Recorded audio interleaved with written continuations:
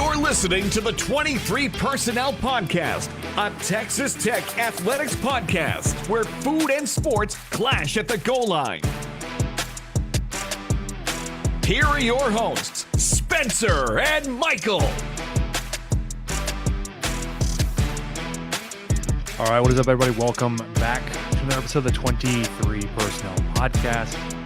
I'm your host, Spencer, joined by Michael. Michael, what's up, man? Spencer, it's still daylight. What are we doing? It's not like we started early. It's supposed to. I thought the time. We've already had the long day, and now it's just. I think they're getting longer. Didn't we just hit longest day of the year? Yeah, first day of summer. I think 18th or 19th, whenever that was. So it's actually days are getting shorter now. They should be. June 21st. I'm just saying it don't feel like it. It's a conspiracy. Well, we're almost a week past it, man. We're on the downslope. I mean, it should be pitch dark right now. Days are getting shorter. Yeah, not because we're starting early, but because we're in the legit middle of the year. Yeah, it's difficult to put the boys down, or it's difficult to put Hayden down. 2-year-old when it's still light outside, and even for a 2-year-old, he's got like a late bedtime. He goes to bed about 9:00. We try to do between 8:30 and 9 during the school year. Not that he's in school, but it helps us get Grayson down on his own about 9:00. But it's tough, man. Like, you're in his room at 9:00 and like still light coming through his window. Anyways. We have it's it's one of those times where when they argue with you, you don't really have an answer for it. It's like, but it's I'm still not bright I'm really outside.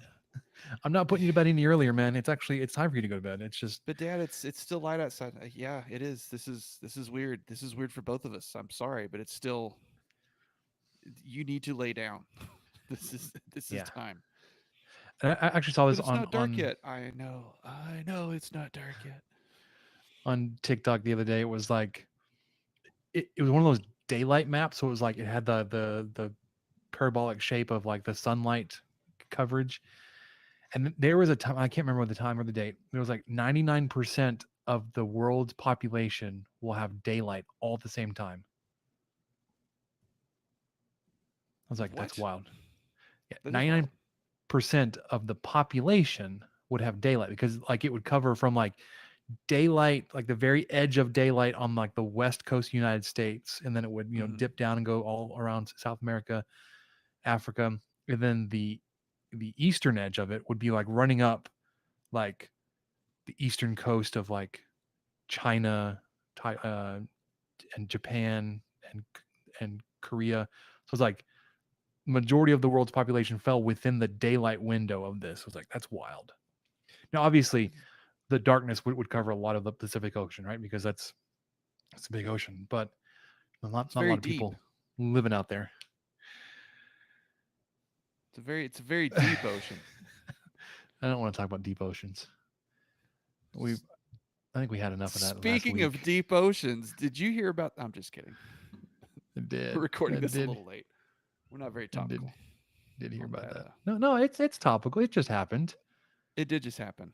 I can't imagine. I guess technically it happened like a week and a half ago. Yeah, I guess so. Because when it was released, they heard the actual event happen on Sunday. So and all through the week, like, they're running out of air. They've been dead for several days. I know. Which, not making light of that, but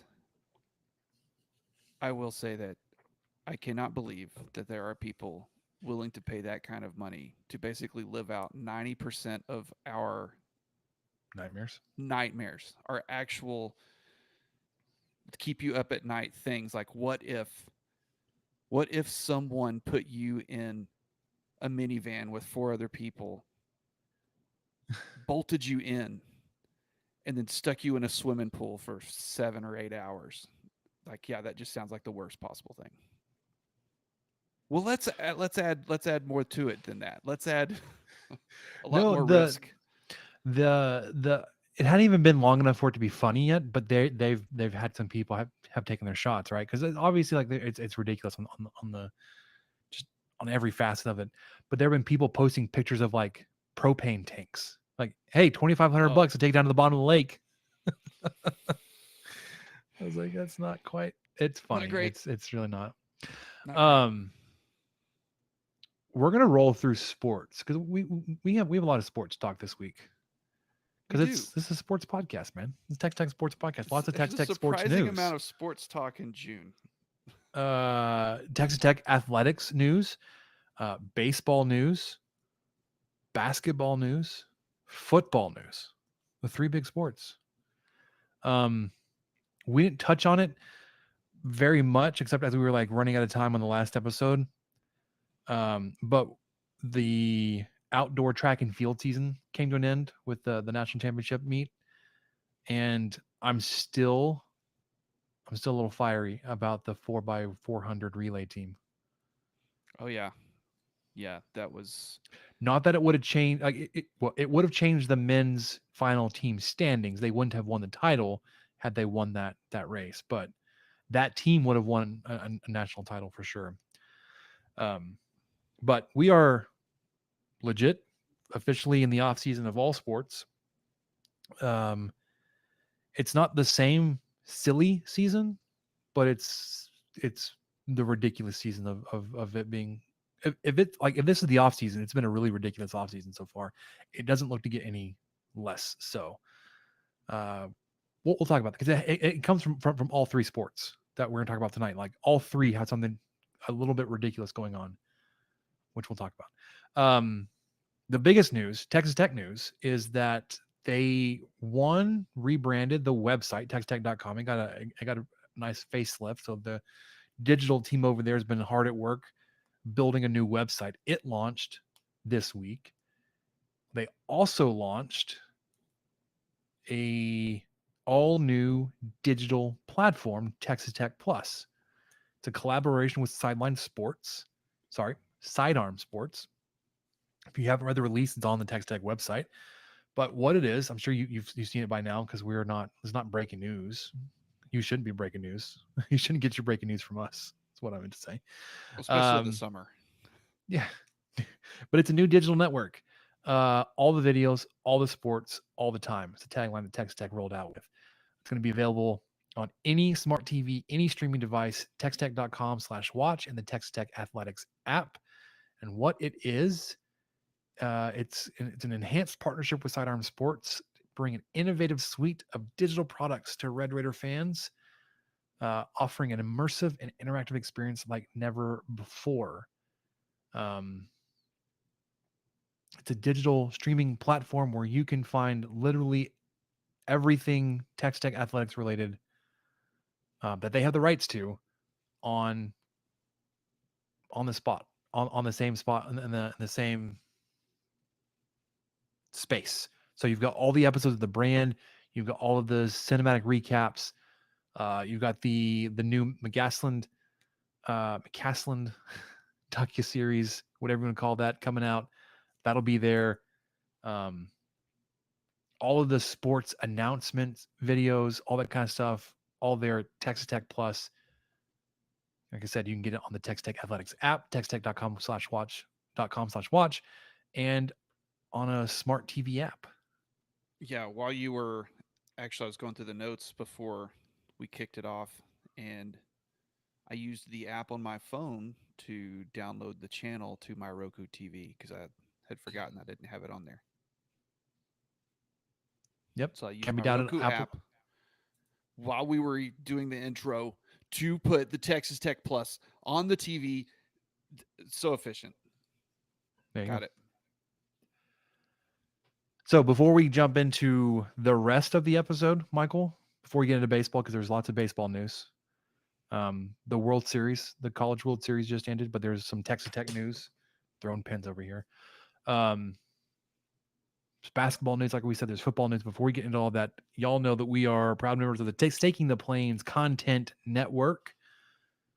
You can find all of us and all of our work over there on stakingtheplains.com, to include the Gambling Gaucho is also part of the Dave Campbell's Texas College Football Network. I don't know the exact name, but it's the Republic of Football. You can find their podcast feed on the Republic of Football podcast feed.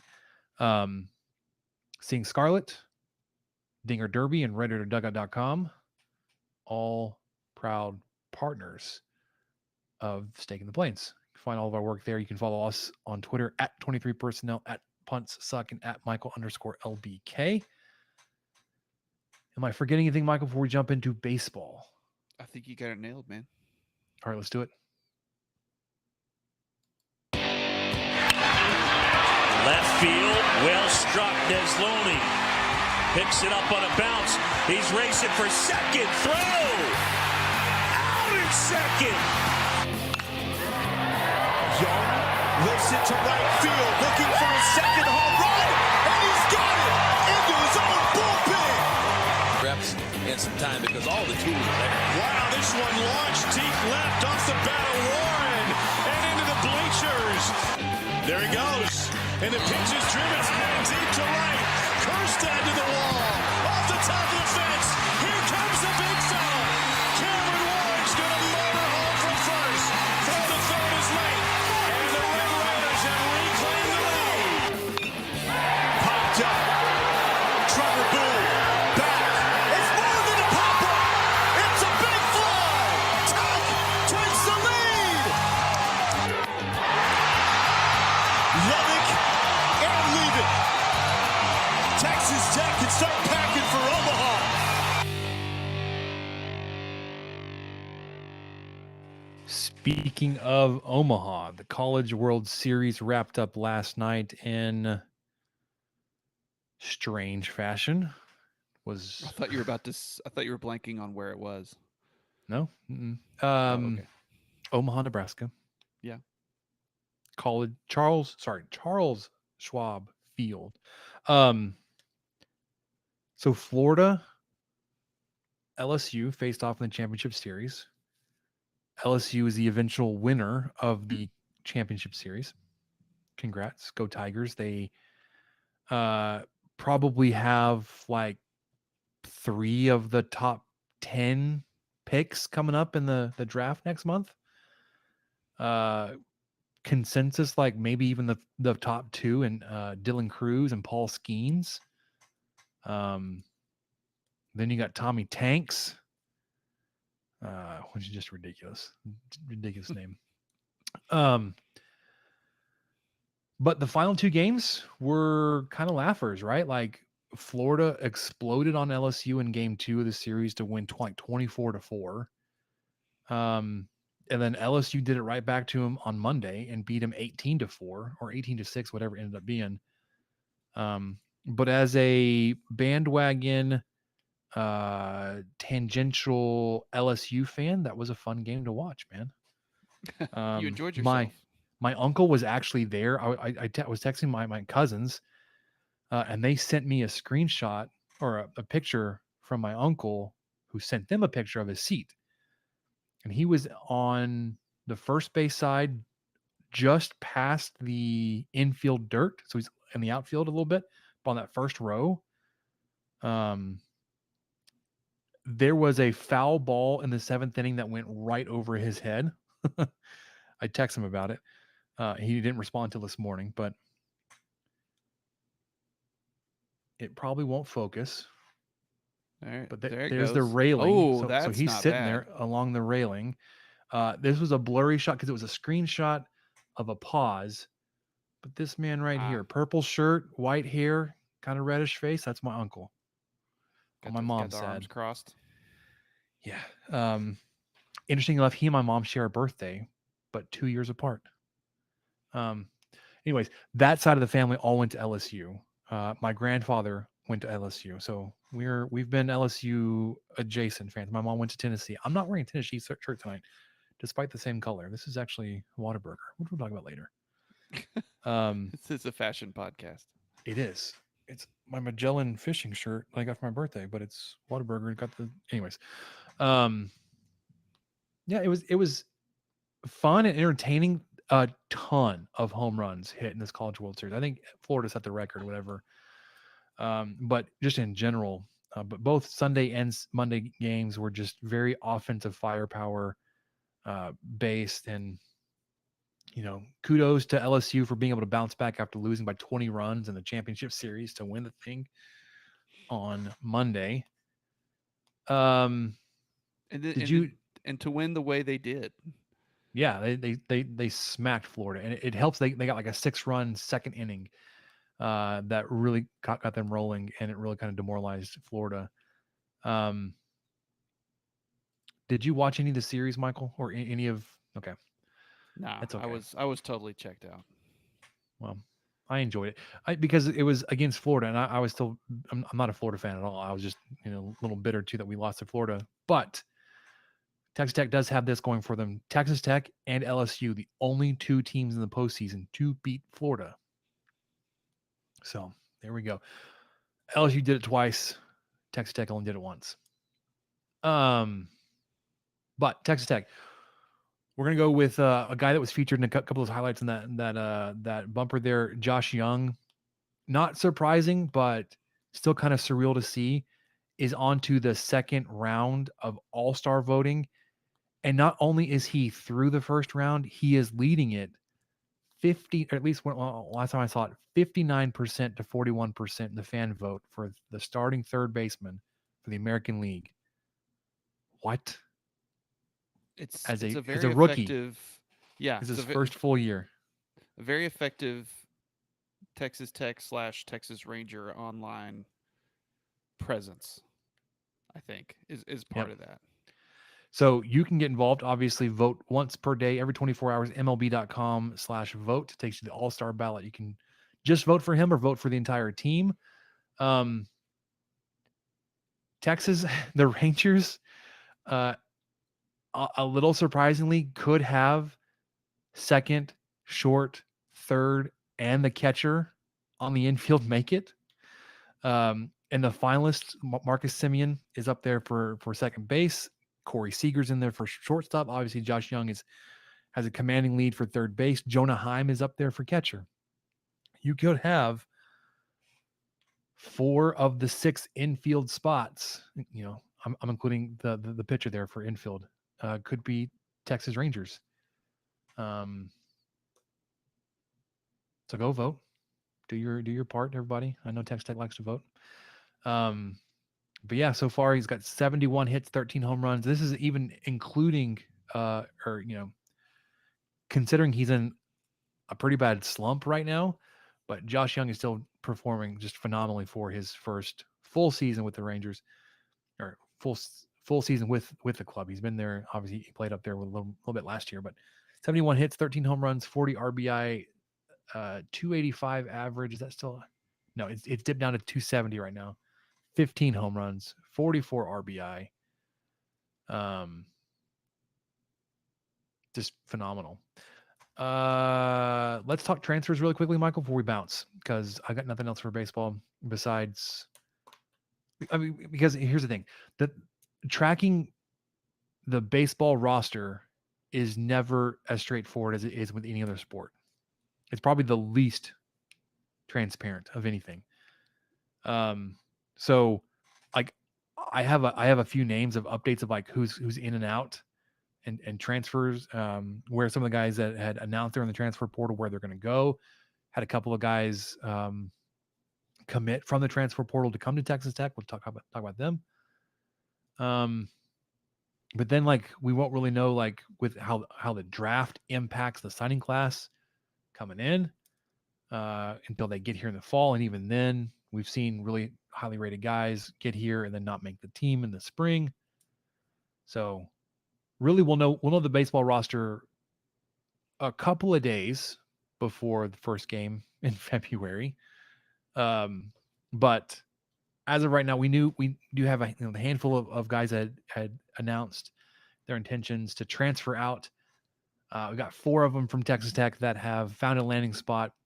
Shortstop Cade McGarr announced he's going to be going to Abilene Christian.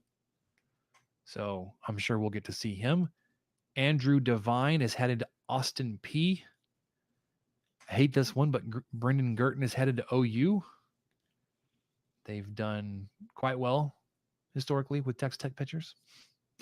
And then right-handed pitcher Dax Dothies headed to Division II national champions Angelo State. So Do you staying think within the there's Texas Tech any- system, but Well, do you think there's any chance Texas Tech might not play OU next year?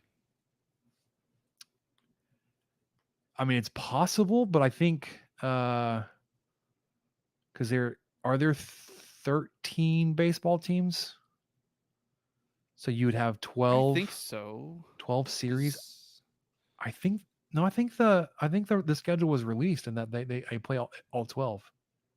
Oh, dang. I didn't know the schedule was released. Okay. Maybe I'm making that up.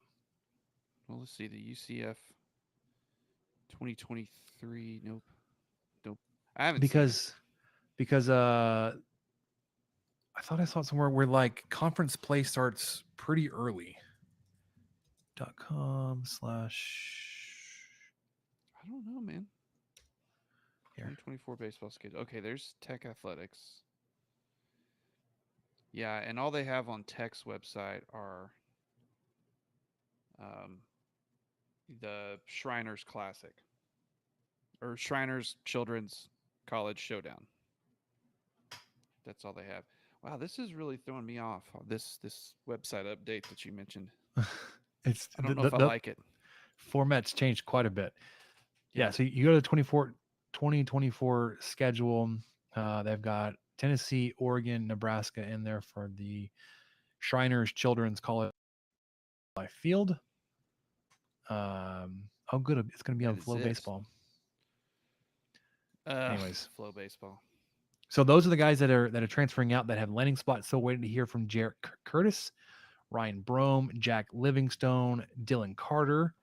We did know that Hudson White was already headed to Arkansas or Arkansas, depending on who you talk to. But there were a couple of guys that, hey, did you know that Arkansas was the only state mentioned in the Bible? I'm sorry. It just popped in my head when I said that. There are a couple guys that were in the transfer portal that have announced they're headed to Texas Tech. I'm excited about this one. Infielder / third baseman, Cade McGee. I know we talked about the lack of third baseman having the impact it did on Texas Tech this season, having to play Bazell out there at third when he should have been behind the dish. Cade McGee was a 2-year starter for Gonzaga. He will be a junior. It's a 6'1", 195, will be a junior, incoming junior from Tucson. Career, he's batting .297, slugging .404, on base of .404, slugging .534, 16 home runs, 51 RBI with 4 stolen bases. He has pitched in a game, Michael, and it was last year against Texas Tech. He went 1 1/3 inning, gave up 2 hits, 1 run, 5 walks, and 2 strikeouts. And while he was on the mound, Texas Tech took the lead, so he is responsible and took the loss. But Cade McGee is not going to be a pitcher for Texas Tech. He's going to be a third baseman, or at least an infielder, but probably a third baseman. Bringing a junior transfer like that from the Zags. And then left-handed pitcher Max Huffling, this giant behemoth of an individual from Edmond, Oklahoma, coming from ACU, 6'9", 250, will be a senior when he gets to Texas Tech. Versus Texas Tech, he's done really, really well. He's thrown 12 1/3 innings against Tech, given up 4 hits, 6 earned runs, though, based on a couple of walks, or 3 walks to 18 strikeouts. But you just love to see a giant left-handed pitcher that will now be facing you when you've had trouble facing guys like this before. If you can't beat him, steal him, right? 2023, he had a 5.40 ERA with a 1.45 WHIP through 48 1/3 innings pitched, gave up 40 hits, 29 runs, 41 strikeouts to 30 walks. Career, it's a 4.59 ERA. He's 14-2 as a starter. He's appeared in 62 games. thrown 145 innings, 115 hits, 75 earned runs, 153 strikeouts, and 98 walks. So he won't be a starter, or at least he hasn't been a starter with those numbers. 145 innings in 62 games. That's not starter innings. You can get 145 innings in a year with a starter.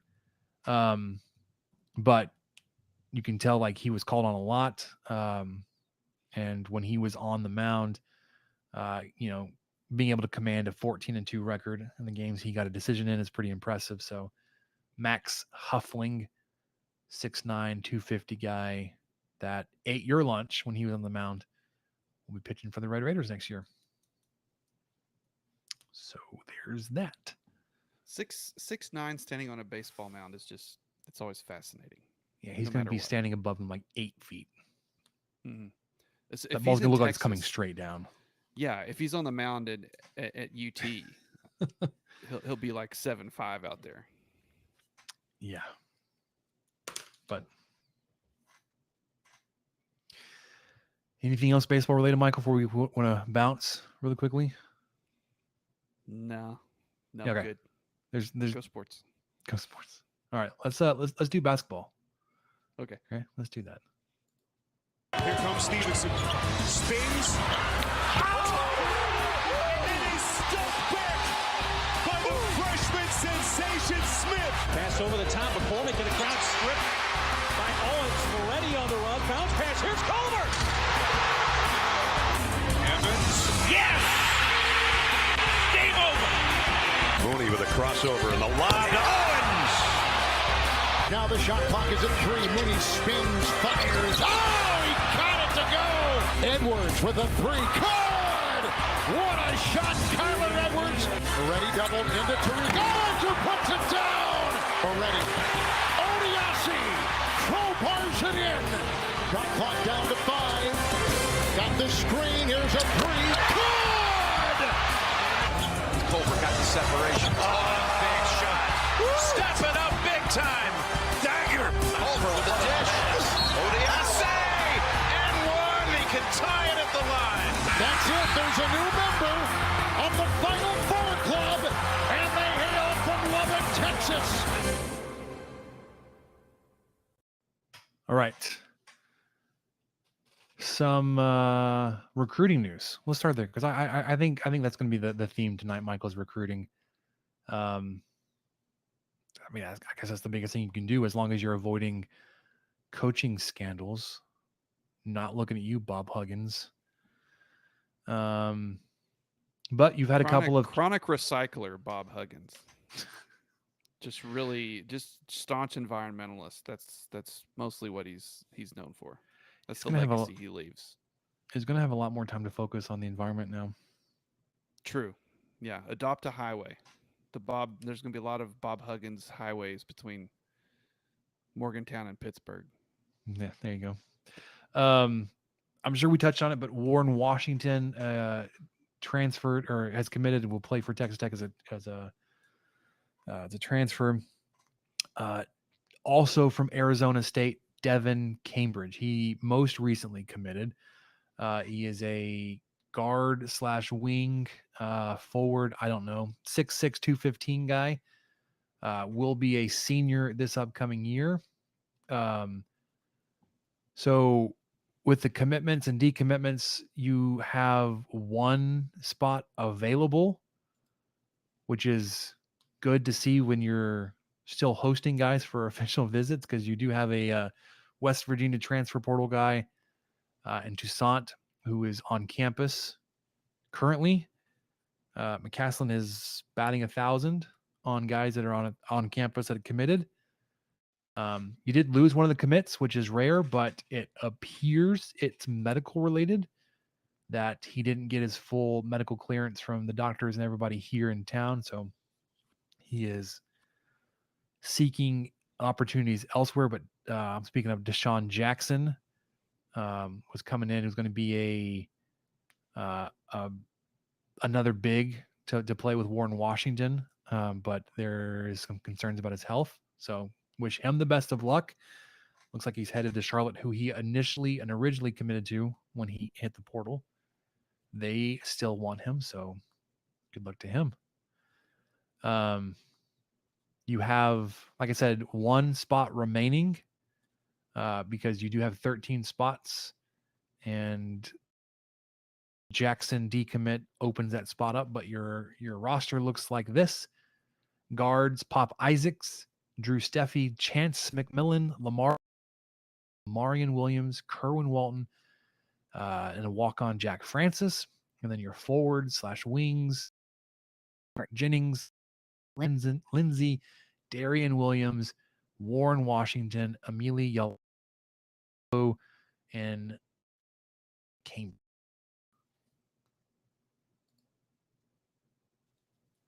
Michael, you found a note that McCasland recently off a youngin. Yes, there's. I mean, I'm sure this is fine, but it just struck me as very interesting because I saw the tweet come across, and grateful to be offered by Coach McCasland. Means a lot, and it's by a kid named Austin Brown, and I clicked his profile and went to it. Class of 2026. Spencer. He just got out of. He's just finished freshman. He just finished his freshman year in high school, and he's been offered. Of course, he is 6'7" already. That's a big dude. He's What, 185. 13? He can handle the ball. Yeah. I mean, he gets like double doubles like it's nobody's business. I mean, I'm not questioning the judgment here, but it took me a second to kind of click through and feel like this was okay to be excited about a 15-year-old offering a 15-year-old kid. I wonder if he'll get the McCasland bump, much like the McGuire bump, the McBump, if you will. The Tech Yeah. bump. The McBump. Excuse me. Coining it here. Hashtag McBump. Hashtag. Oh God. I did that. It's on There was some skit, wasn't it? It was like it was on. Well, sorry, it was this. He drew it like that. It was Neil Patrick Harris and How I Met Your Mother. I think it was on SNL or something. Yeah, I think that was. I either saw that or it was one of those late show skits where it was supposed to keep like people from actually. Yeah, it was supposed to keep them from saying the word hashtag. Because every time you said it, you had to do that. Those 4 fingers, I guess. It was like a training mechanism, but I don't think it was working. Something like that. Anyway, Austin Brown. Wow.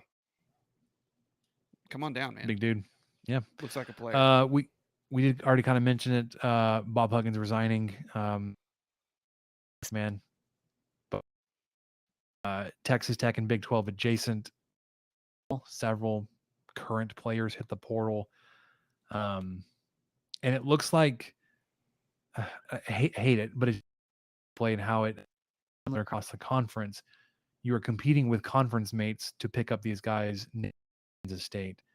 I like Jerome Tang. I would love to see him coach somewhere else. Yeah. Big 12. Yeah. Because he's the Wildcats even more into like just a really good competitive team and like directly going up against Texas Tech for which is good.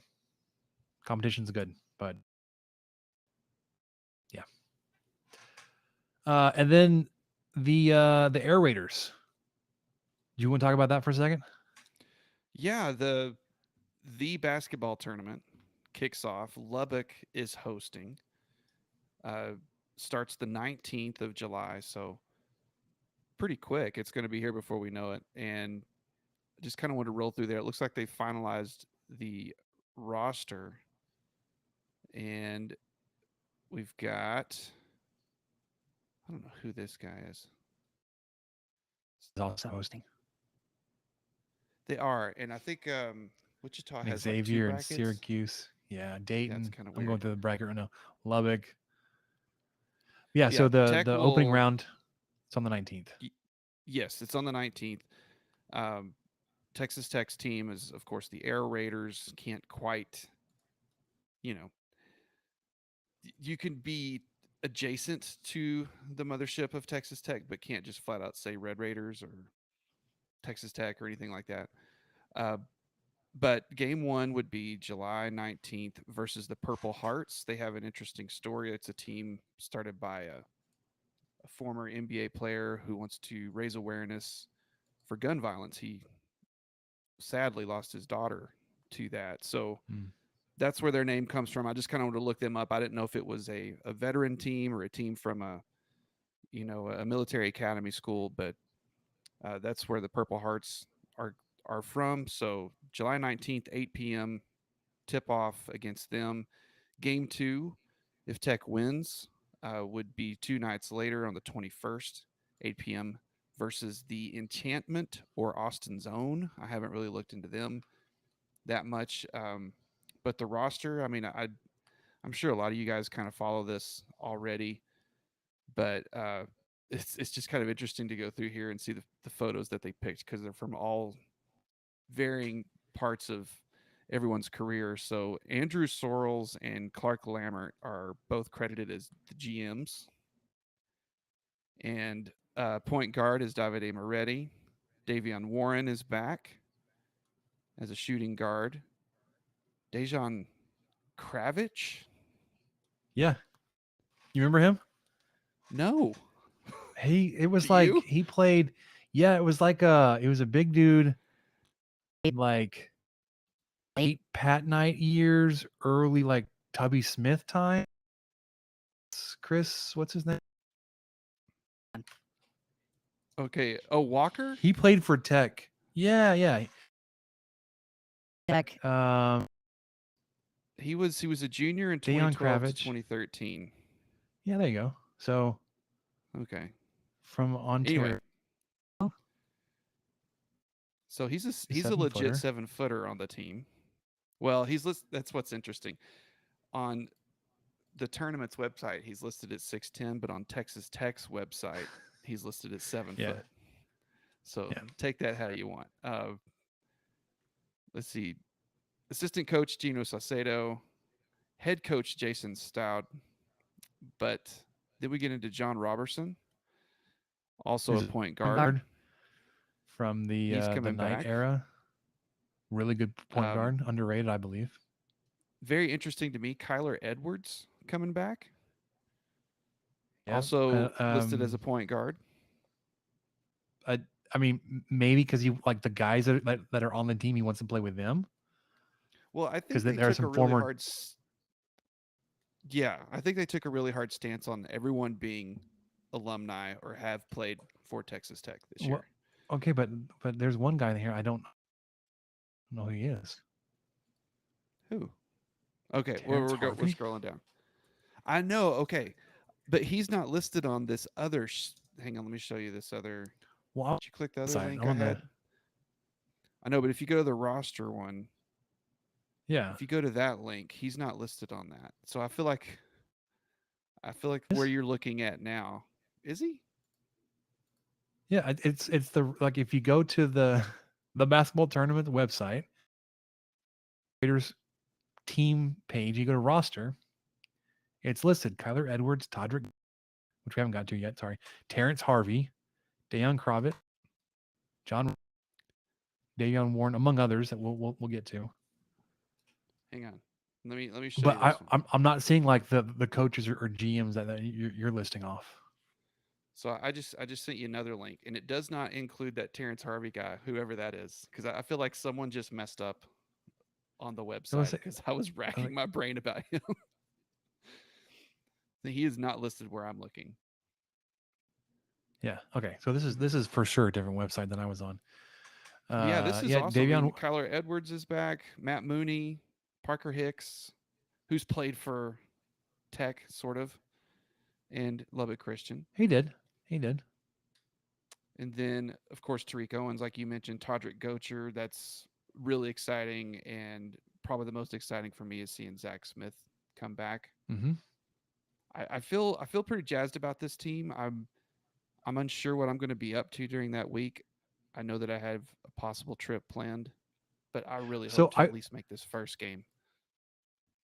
If the the website I was looking at just had like a typo because it didn't have Tariq Owens, but the one you did has. Well, maybe it has. I know exactly what you were talking about because I don't know who that guy is. The one Yeah, I was that like, they listed. yeah. So the team like pretty solid. Davide Moretti, Yes. Davion Warren, Dejan Kravich, John Roberson, Kyler Edwards, Matt Mooney, Parker Hicks, Todrick Gocher, and Zach Smith. Man, Yeah, I mean, it very should be very some pretty athletic exciting group. basketball. Yeah, and Yeah, and very tall. A lot of, 6'8" guys that are man. super athletic. That's I like don't know. the guy that like within the mold that's missing is Jay Crockett. Yeah, he's right in that wheelhouse of this of this group. This is kind of like a legends group because it seems like there's a if you place all these guys on a roster, you could cover like 18 years of Tech basketball or something like that. Like they were Yeah, man. all overlapping just long enough, to have covered all the way back to 04 or something. I think Roberson's the earliest, right? Not 04, And, probably a little bit. and then it goes to Kravich. Kravich, I don't know how you pronounce his name, but anyways, yeah, Gocher, it's I'd a great mix, imagine. man. Yeah. Then yeah, everybody else, we just listed all their names off anyways, so don't need to go through it again. Let me see how I can get. How much are tickets? All right, we'll do it So live. game 1, July 9 p.m. It's the 9 last p.m. game that Eastern. night, so 8 p.m. There at the Supermarkets Arena, United. Where is United Supermarkets Arena? Enchantment. That's weird. Are tickets not on sale yet? I don't know. It's just very confusing. TBT round 1, Bleed Green versus Rising Grind and HBC United versus In the Lab. Oh, that's the game. That's okay. They're in sessions. Okay, I got it. I'm an idiot. So which game is Texas? They're in game 6 that day, right? They're the last, or they're game 4 of the Lubbock tournament anyway, because there's Why isn't games that at listed? 1, 3, 6, and 8. So the tickets that you would buy would get you into the Enchantment versus Austin's Own. That would be game 3, I guess, of the day at 6 p.m. And the game 4 would be, of course, your Air Raiders versus the Purple Hearts. So that would be great because you'd get to go and watch the team that if Tech wins, whoever wins the first game, that's who Tech would play next. So you'd get to watch both of those games. And how much are they? Get tickets. I don't know yet. Sorry, guys. I should have done this a little bit earlier. Call select a seat. Just a sec. Hold tight as we find tickets. Okay, $25 to $30 price range per ticket. That just seems like a global thing. And it looks like they're only selling the lower bowl. It doesn't look like they have any available in the very upper 200s, which makes sense because, I mean, I doubt they would get that type of turnout, but I'm sure they could open them up if they did. But I'm sure the goal is to just fill the lower bowl as much as possible. So yeah, $25 to $30 depending on where you pick. All right, it's on the Texas Tech United Supermarket site, but they also cover the players and the years they played at Tech. So going back, just because we mentioned it, John Roberson, 2007 to 2011. Todrick Gocher, 11 to 16. Dejan Kravich, 12 to 14. Zach Smith, 14 to 8. Moretti to 20. Mooney, 18 to 19. Owen, Kyler Edwards, 8 to 21. And Davion Warren, 21 to 22. So 15 years. It almost does overlap. Yeah, I wasn't too far. Perfectly for 15 years. Yeah, I think they encompass 15 full years somehow. Tech, the one seed, obviously as the host, but the other teams, Bleed Green or North Texas alumni, HBCU United, so historically black colleges, universities. featuring New York Knicks center Kyle Norfolk State. The Enchantment is Mexico alumni, Austin's own Texas alumni. That team would be as a 5 seed, but Mick Kabongo, Jordan Hampton, Cameron Ridley, Clint Chapman, Kerwin Roach, and more. Remember Roach for sure. In the Lab, basketball content brand with more than 600,000 YouTube subscribers. About Devin Williams and Devontae Friga, in addition to some high-level overseas pros. Rising Grind, collection of D2, 3, and NAIA ballers. And then the Purple Hearts, a team that secured their spot via a buy-in.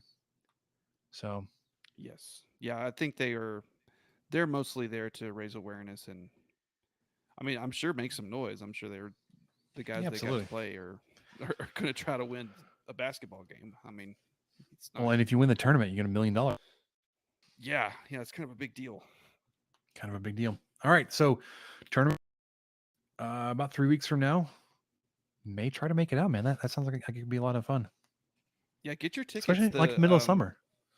Yeah, that first section, the section of seats that they bring out kind of in the lower bowl that go to the floor, those are pretty much all sold out already. So you'll be in the upper bowl of the lower bowl, if that makes any sense. The permanent seats. The permanent seats, correct. That's more than likely what you'll get, unless you get some secondhand stuff. Secondhand. Is that even right? Second. What the else? secondhand market? There it is. I know business. Let's wrap this up. Let's get to some football, Michael. What do you say? Shall we? Let's do it.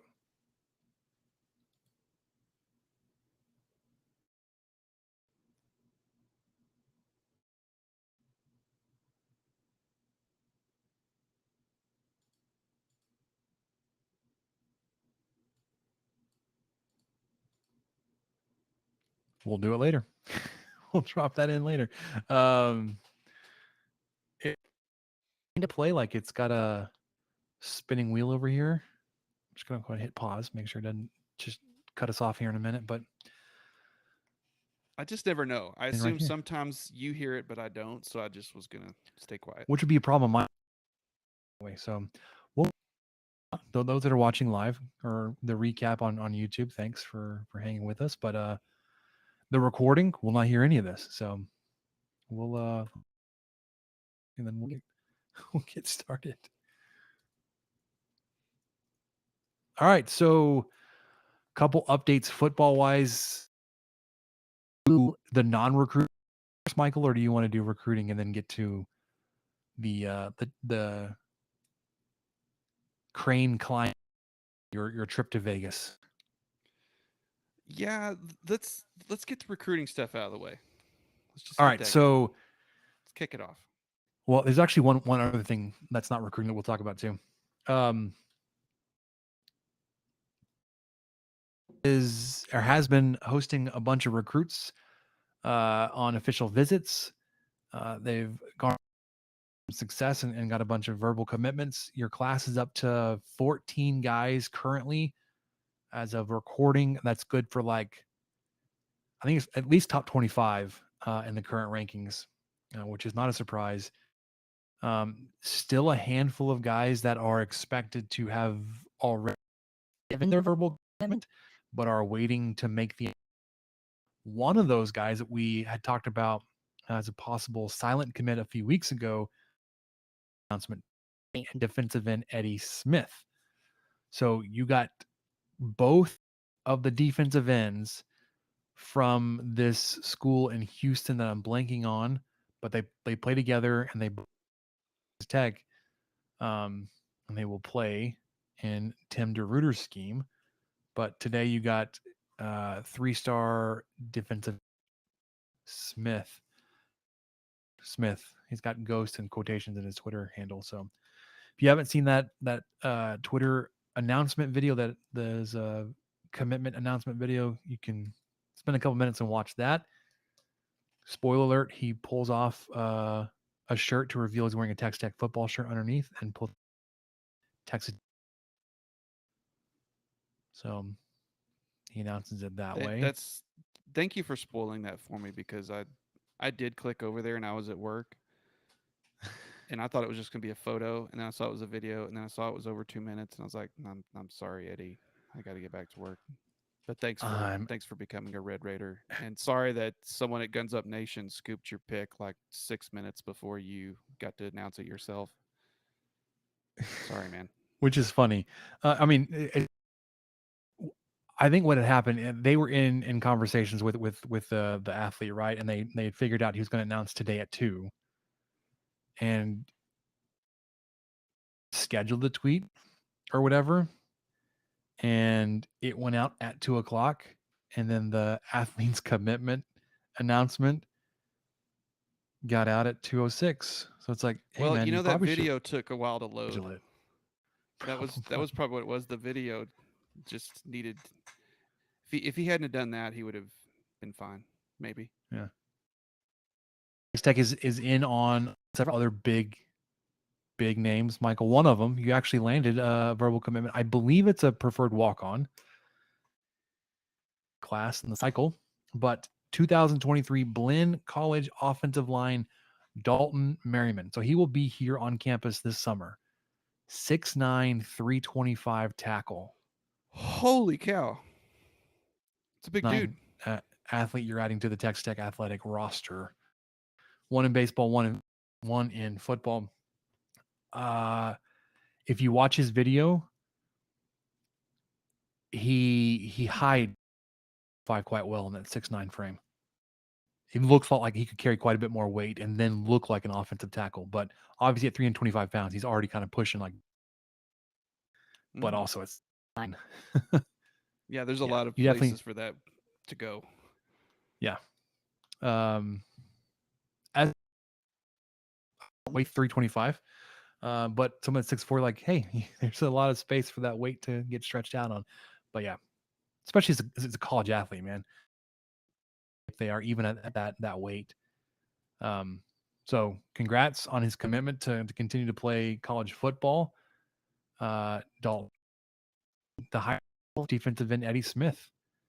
A few guys still may be silently committed, waiting on their announcement. One is playing the social media game very well. And it's been like, I'm sure they're frustrated and irritated with the process, especially with this specific athlete, but like, it's actually been, and like, can step back a little bit. Like, I appreciate his hustle. Well, and not just his hustle, but his, like, if he ends up at Tech, like he's done it in a way that's actually entertaining and not irritating. Well, and he's self-aware, and he's not. Yeah, that too. He's not getting his feelings hurt or anything. He's, it's been refreshing to see someone just play the game this well. And like you said, I mean, recruiting is not my favorite thing anyway. I don't really. You did not say that. Sorry, I'm not put words in your mouth, but it's not something I really follow that much, but it's kind of hard not to follow this a little bit just because of how much he's getting traction from all sides, from everybody. I mean, changing his cover photo, like deactivating his account, reactivating it, all the other tools he has. I swear, if he had my Twitter account password for like 3 hours, I'd probably triple in followers, just because he'd come up with really cool ways to get people to engage and to pay attention to my little old Twitter account. So I mean, he's very interesting, and someone I will probably kind of keep an eye on no matter where he lands. But yeah, it's still there's a lot of, as an old ball coach would say, there's just a lot of ball game left. This is he's for sure, high school junior heading to his senior year. He's class of 24. Nothing's been signed. Nothing probably will be signed until December. December. So 6 months. Yeah. Hang on. Yeah, and so he's going to be able to, and rightfully so, use social media to his full advantage and showcase the great plays he hopes to make in the fall that I'm sure he will make. I'm other visits he's going to have in the fall. I'm really interested in it, and just like you said, the way he's doing it kind of tongue in cheek. He knows what he's doing, and he's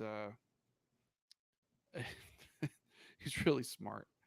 So yes, I'd love to see him in a Red Raider uniform, but I'm not going to believe anybody who eyeball emojis and says that they know something, because they don't.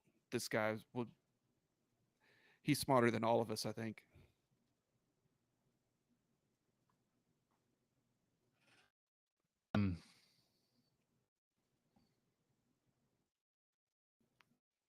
Well, in the state 7-on-7 tournament, while he was down there, was also going to visit A&M.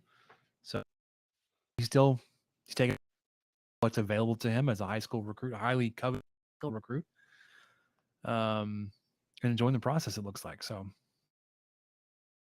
y'all just sit back and enjoy it too, because it's just what McGuire is building will not be made or broken this player's commitment or not. Like, the McGuire era will not be defined by this player coming to Texas Tech, and it will not be defined on if he does not get him to sign. So it will be fantastic if he does, and be lots of fun. But I want to touch on something else real quick before we get to the Crane. You saw, Michael, that LSU had to vacate a lot of their wins from a few seasons ago. I did. Including Texas Bowl victory over Texas Tech. So you remember that game when Leonard Fournette went in dry and just made it really painful for all of us Red Raiders all night? Yes. Didn't happen. Just absolute crap out of us. Never Not happened. in the record books. Not anymore. Nope. Don't even think Texas about Tech it, guys. wins that game by forfeit 7-8 years after the fact. 7-6 on the season, right? Update the record Or- books for Texas Tech. Yep. Your bowl records, your versus SEC opponents records, all that kind of stuff. Is it too late to bring Cliff back? He's coming back for the Ring of Honor thing anyway. Maybe he'll just coach. Do you remember a plane coming in from LA? Like, it apparently With one guy on it. Cliff and Riley are in whatever. That's I have right. They were in a it had to marital do spat. it had to do with the Ring of Honor stuff, because the Texas Tech posted that announcement video, that conversation. Hokut called Kingsbury and announced it to him, told him, along with Rodney Allison. And not that Kingsbury's like a high emotion guy, like off the field, but he indicated he knew that was coming, because there was no reaction. Well, he's a great. If you've poker seen the player. video, you'll know. Yeah. Very cool. Yeah, I was very honored there. Whatever. Yeah. Yeah. So Texas Tech is now Texas Bowl winner from 2015 over LSU. Just Go love us. to see it. Yeah. I mean, Patrick Mahomes was not running for his life all night. None of that happened. Had no impact on that game. Nope, not at all. All of that was just a really bad fever dream. Fever dream. That's exactly what it was. So I made Even on that team. Hold on. Sorry. well. I will look that up. I'm really glad that this didn't happen before I went to Vegas, because I probably would have put even more money on the Red Raiders, knowing that they did pull off that win against Leonard Fournette back in 2015, like we all thought they would. But I was in Vegas last week, and I just didn't feel like gambling. I just really didn't do much at all. I made 2 sports wagers. I made a handful of wagers for a fellow listener. I don't want to say who it is in case. I don't know. I don't know why. It's not like I've talked to him about talking about it on the podcast, but he made some pretty cool bets. One of them was he put a 10 spot on Tech to win the national championship, because why the hell not? And I forgot what the odds were. I think it was 150 to 1. I think it was 300 to 1 at some point, and then I got in on it a little bit later, I guess, at Caesars than when it opened. So it's moving our way. But anyway, I made 2 wagers the whole time I was there. I just wasn't really in the gambling mood. And it was a weird time. You know, one of my favorite things to do in Vegas is to go play roulette. Well, it's not so fun when it's just like you're the only one doing it and you don't really feel like it. But my first favorite thing to do is to make sports bets and watch the game. But I'm not really that knowledgeable about Major League Baseball. Not really into it. College World Series, whatever. And yeah, my wife wasn't there to sit and watch me watch a 2.5 hour, 3 hour baseball game. So long story short, I did lay down some bones on Tech to cover in Wyoming at -14. And then I hammered the over on 7.5 wins. And I put a $50 on each. So it's not like it's a crazy amount, but it's enough to sting a little bit. And it's enough to where, you know, I will mail in my tickets to Caesar's Palace and pay the whatever I've got to pay to get him to mail me a check. It's fine. Okay. That's exciting that you get on that. And you know, sorry you didn't get to enjoy the games that you normally would play, but Arden Key did play in that game versus Texas Tech. Had Steel 3 trap. solo tackles. But that was his year, so he hadn't quite developed into the madman that he ended up being. But all right, last thing. McGuire made true in his promise. Climb the construction crane that's standing atop the end zone renovation project, and of course had to do it with cameras there, man, just to give proof to all the fans.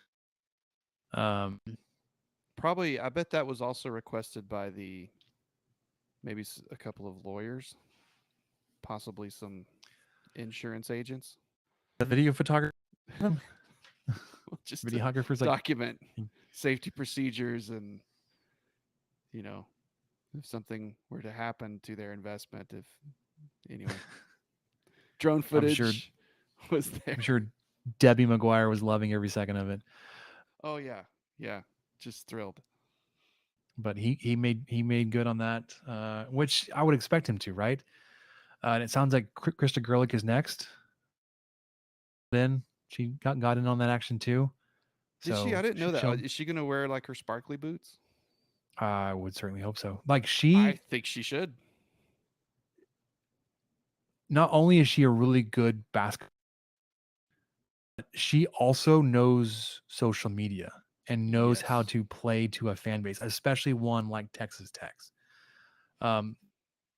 It's with fans online in a positive way, and not like the GA on the football team that was like being snarky with guys that were being negative about the team, or like the special teams coach for Cliff Kingsbury that snapped at me when I was critical of a punt return or something.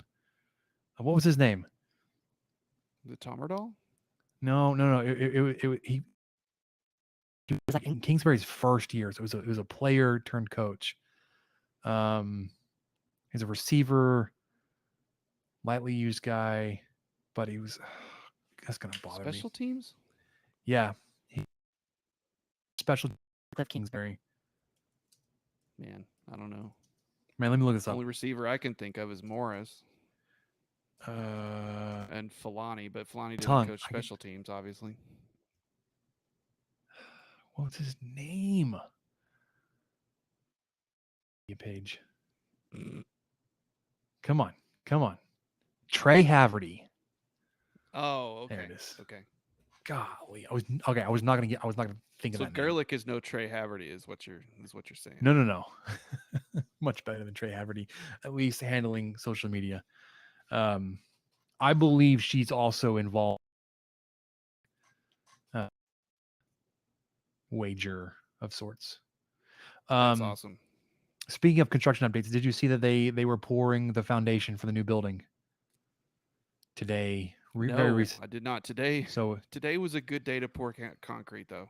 My God, Yeah. Quick cure. that stuff will break 3,000 pounds by tomorrow morning. Good to go. Load it up. I don't know the words you just said, but construction's moving ahead. They've obviously torn down the building and are working on building it back up. It will be a little bit of a juggling act in the season once it comes to that. What the South End is going to look like for who even knows, but the rotation of using bucks and all that kind of stuff for changing rooms and locker rooms is fascinating. And I have no sympathy for teams like West Virginia turned off the AC in the visitors team locker room when Texas Tech was there. Maybe it was Yes. Houston too. It may be a he was not there when it happened at Houston, so it's not a Dana Holgerson thing, but ironic that he's coached at it. This has happened against Texas Tech, but I'm excited for the project progress because going forward, you're going to now start to see things coming back up instead of it going down. In time for the season, obviously, because it will be done next summer, but lots of things happening. Let's begin to wrap this up, Michael, because we've gone over an hour. And what do you say? Yeah, I think we probably should. Yes, we let's get to questions because Michael is smart and I ask people for questions. First time in, but we'll do that now.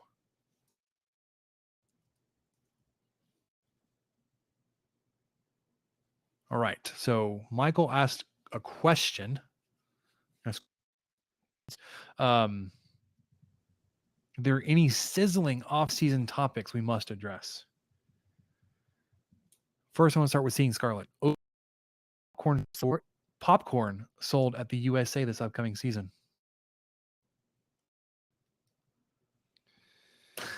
Oh my gosh. Okay, Over, so under. here's a quick.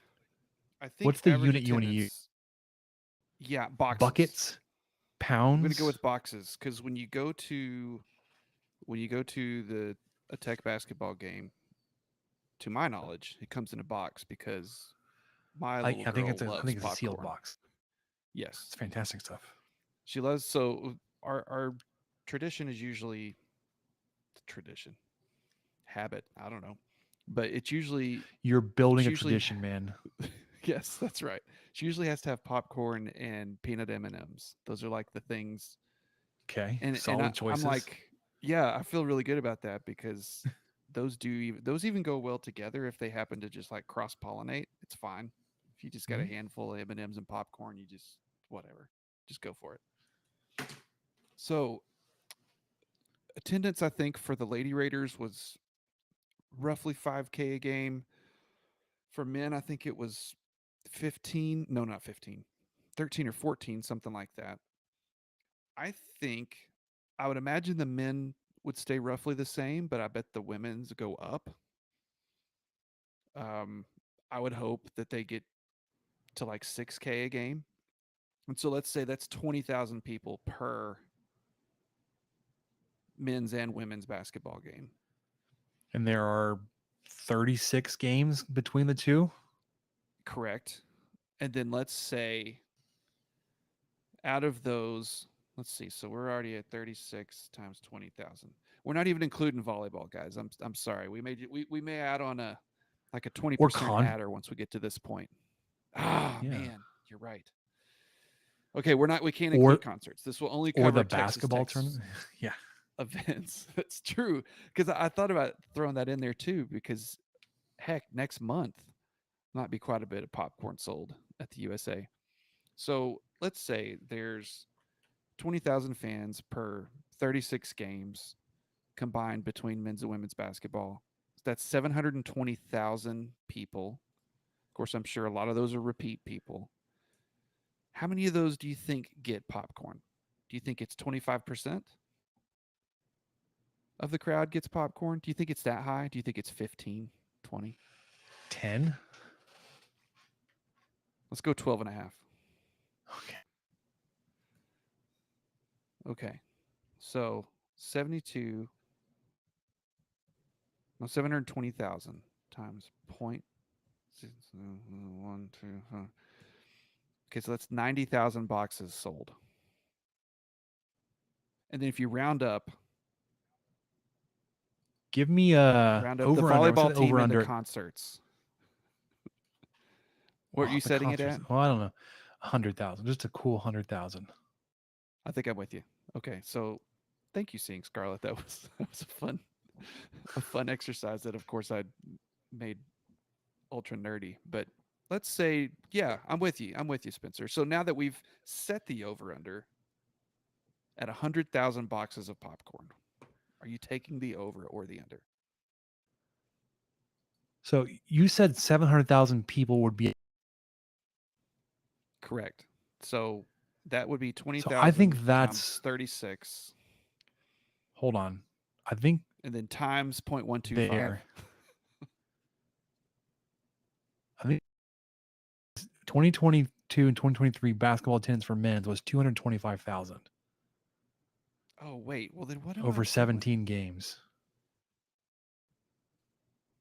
Well, the daily tour door. So maybe we need to look at like to answer to 350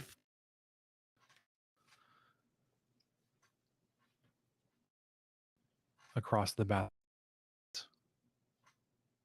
I need to get to the stats page on the women's team.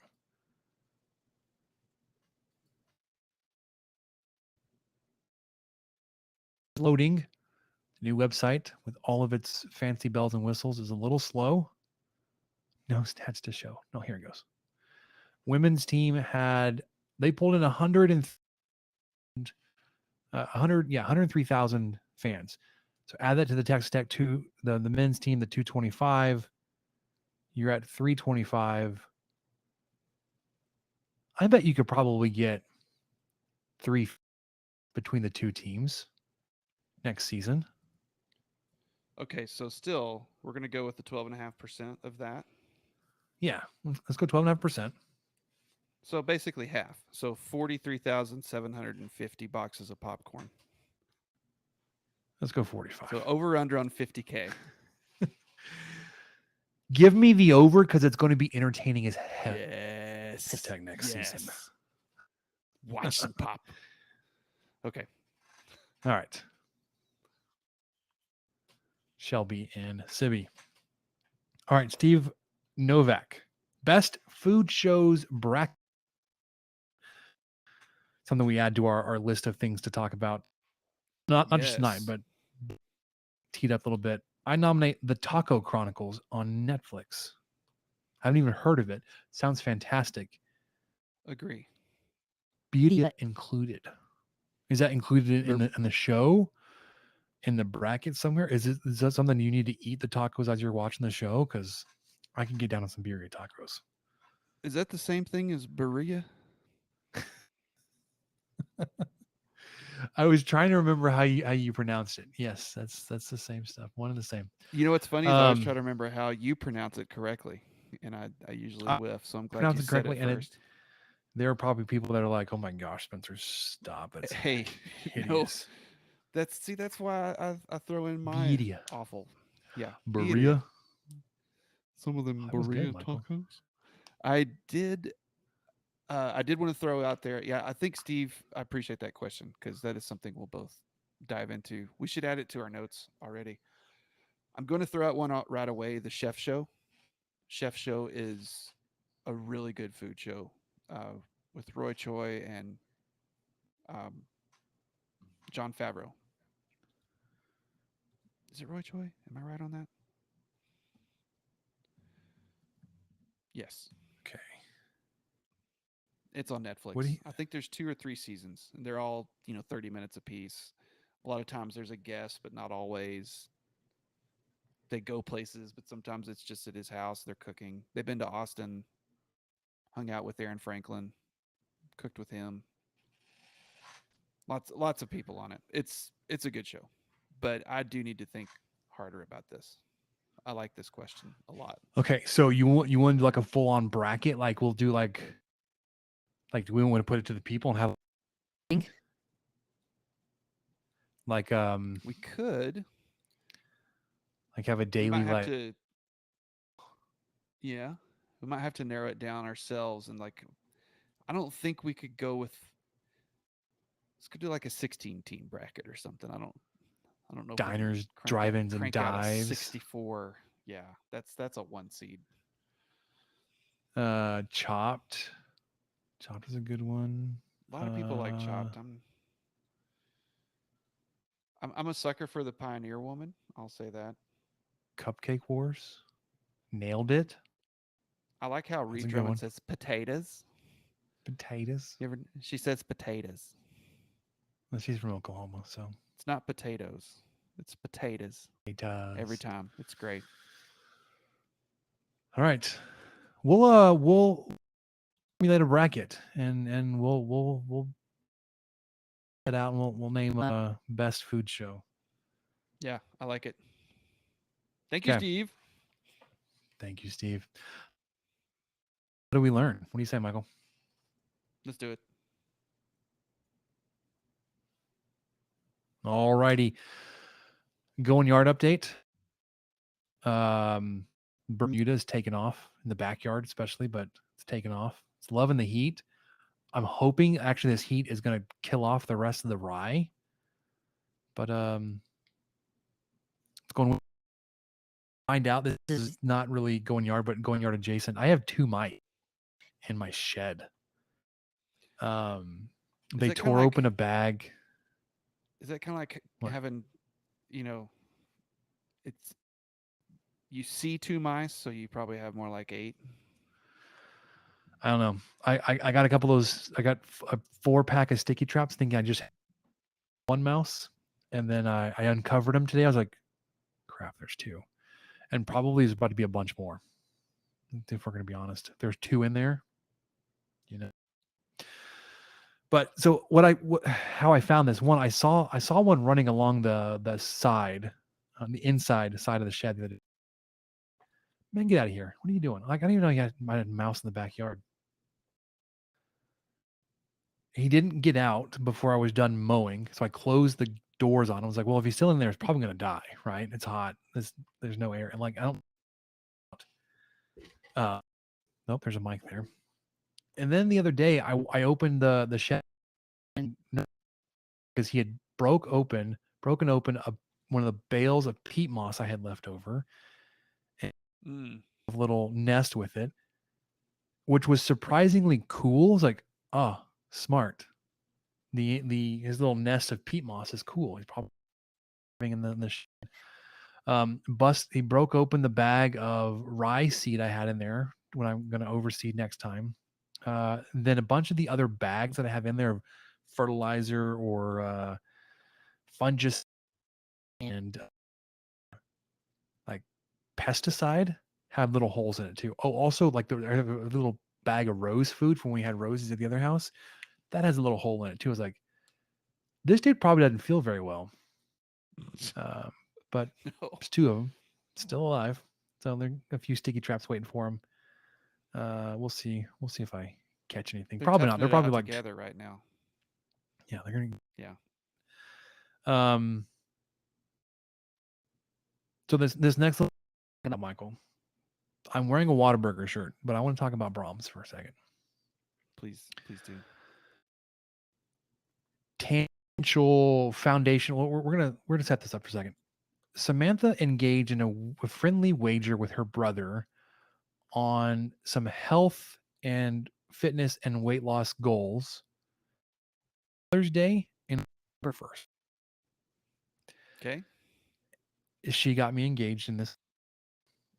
Fine, like we were both ready to make some changes and to lose some weight. I've talked about this before. I've been losing weight because of my stomach issue since December. I need to officially hit the first scale again.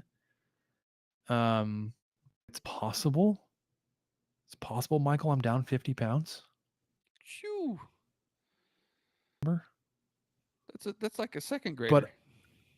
But my soon to be fourth grader is 65, not a fourth grader. I need to double check and confirm that scale is not off, because like where I'm at now on my scale at the house is 50 pounds lighter than their scale. My neighbor's house, I got on their scale when I was house sitting for them. They went on vacation. They were on a cruise back when it was like -50, and I was checking on their other house and their pipes back in December, if y'all remember that time. If their scale now matches what my scale says now, then I okay, it's actually 50 pounds, or I can adjust and say it's more like 30 or 20, whatever. I don't know how much it would be off, but so in effort, we've reduced our eating out.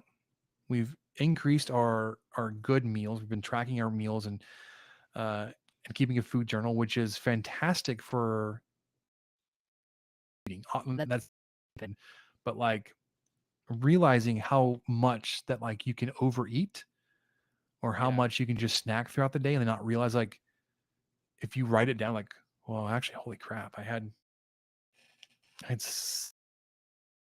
my first helping was like 1,200 calories or whatever. I had a Tervis full of Cheez-Its at 2:30 because I was bored. Stuff like that.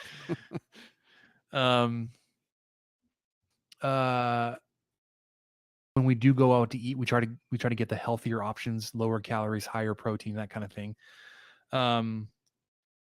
Same brother, my brother-in-law, Samantha's brother, is a big fan of Brahms, and he's like, there are actually some really good options if you go to Brahms. You can eat out and go to a fast food place, and not feel like eating out while you're trying to lose weight. And I got interested in their California sandwich.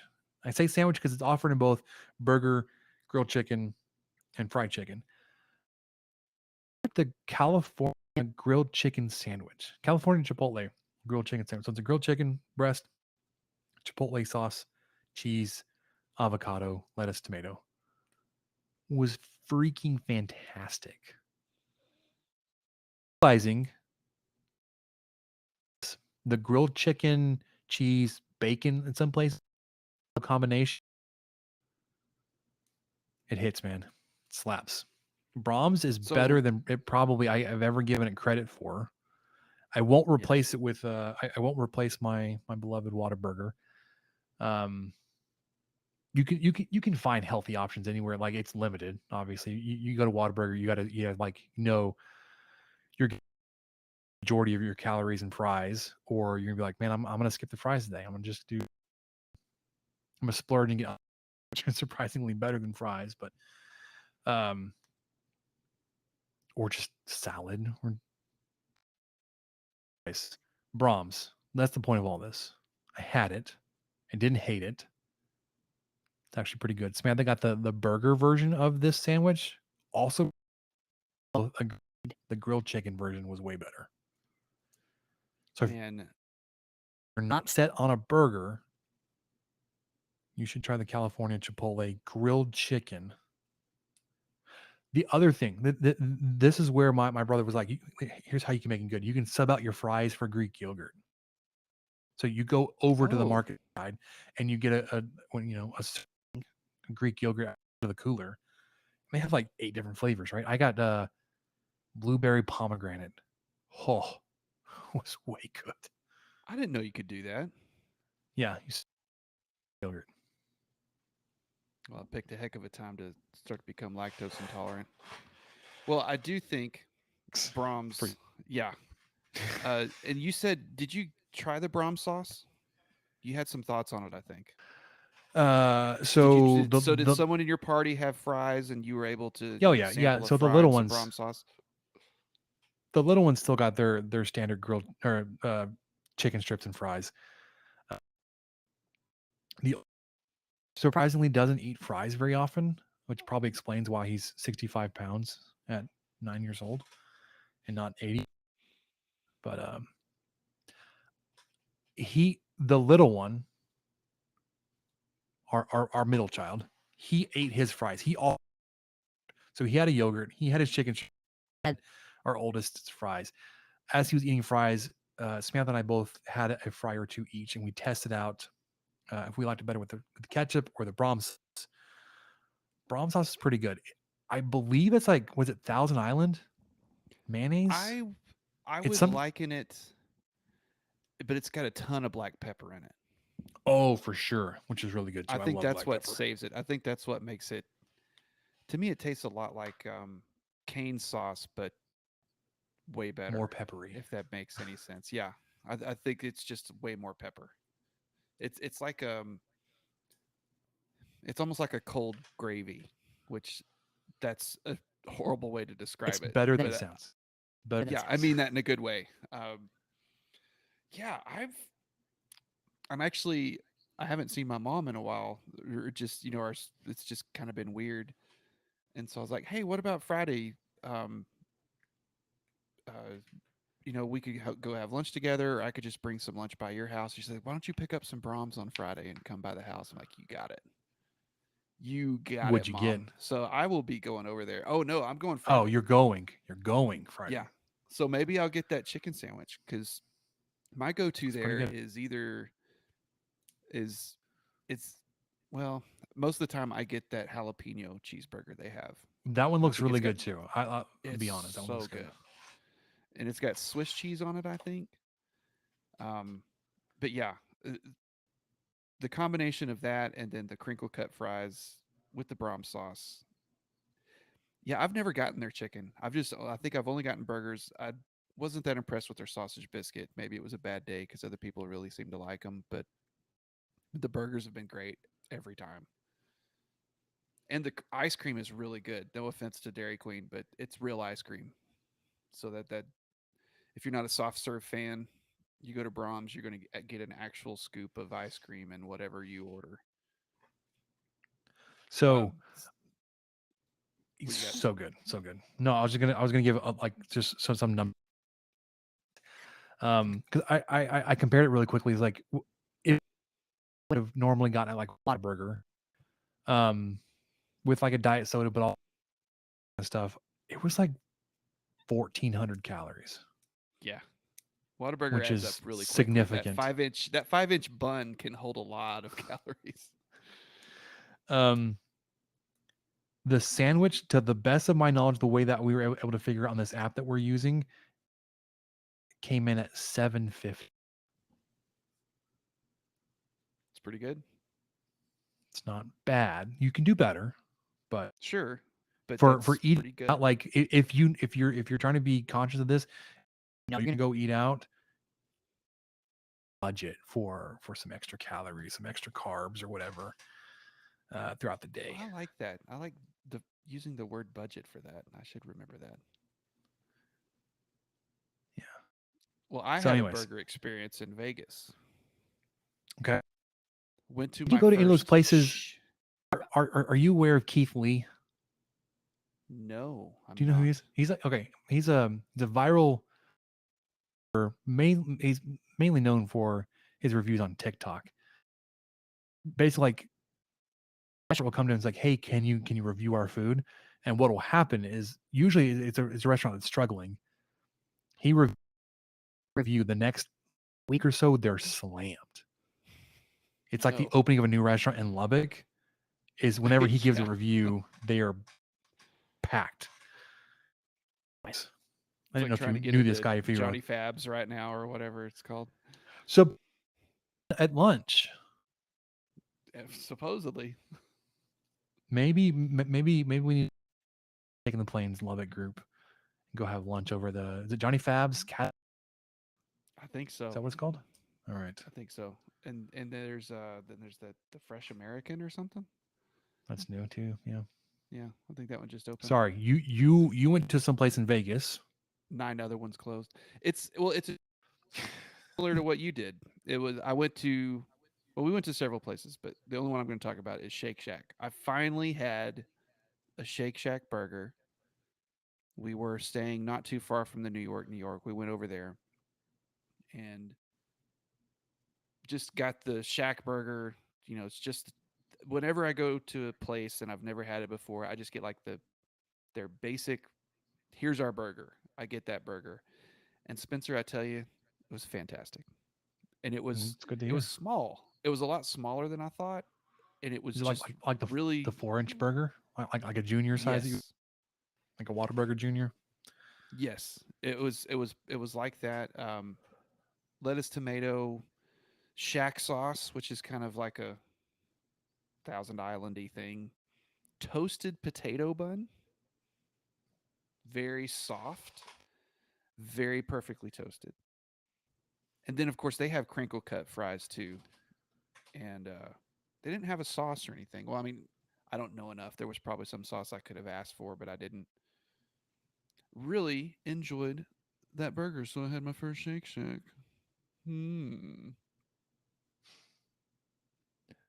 But yeah, it's a Okay. smaller burger. I could have eaten two, but I have a problem, so that's not for. Well, I'm Someone still trying to. posted-